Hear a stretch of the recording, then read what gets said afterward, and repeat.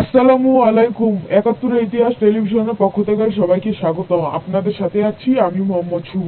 ঢাকা নাগরপুর থেকে নিজস্ব সংবাদদাতা জানিয়েছেন, ঢাকা নাগরপুর কেদারপুর ব্রিজে মর্মান্তিক দুর্ঘটনায় ২ জন মোটরসাইকেল আরোহী মৃত্যু বরণ করেন। আরও থাকছে বিস্তারিত।